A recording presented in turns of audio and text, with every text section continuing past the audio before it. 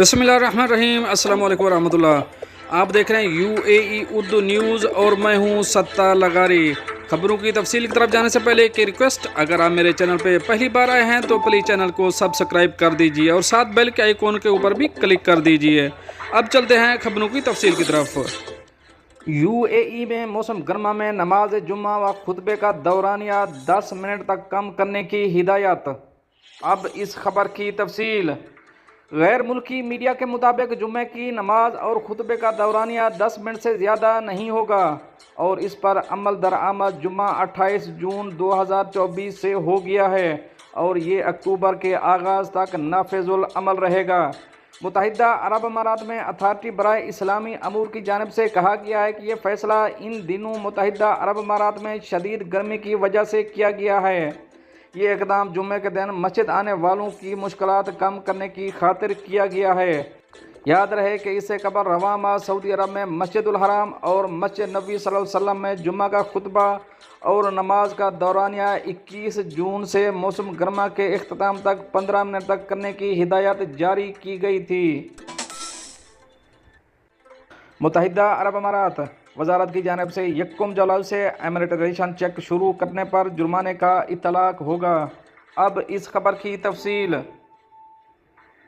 1 جولائی سے متحدہ عرب امارات میں حکام اس بات کا جائزہ لینا شروع کریں گے کہ آیا نجی شعبے کی کمپنیوں نے 2024 کی پہلی 6 ماہی کے لیے اپنے اماراتی اہداف حاصل کر لیے ہیں یا نہیں۔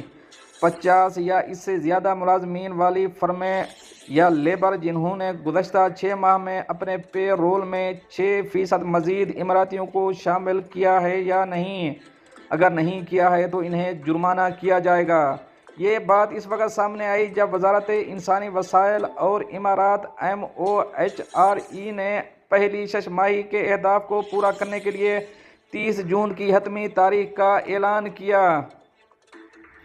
اس سال ہر اماراتی کے لیے جو جرمانہ ہوگا وہ 8,000 درہم ماہانہ ہے جس کی خدمات حاصل نہیں کی گئی ہیں جن کو خدمات حاصل کرنا تھیں۔ یہ پچھلے سال 2023 میں 7,000 ماہانہ تھا اور 2022 میں 6,000 ماہانہ اور یہ 2026 تک جرمانے میں 1,000 سالانہ اضافہ ہوگا۔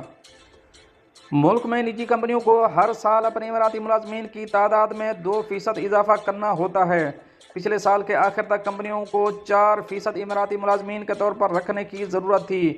اس مہینے جون کے آخر تک اسے 5% تک بڑھا دیا جانا تھا۔ 2024 ختم ہونے سے پہلے کسی فرم کی افرادی قوت میں 6% متحدہ عرب امارات کے شہری کا ہونا ضروری ہے۔ دوستو یہ تو تھیں کچھ اہم اپڈیٹ جو آپ دوستوں سے شیئر کری ہیں۔ ملتے ہیں نیکسٹ اپڈیٹ کے ساتھ نیکسٹ ویڈیو میں، تب تک کے لیے اللہ حافظ۔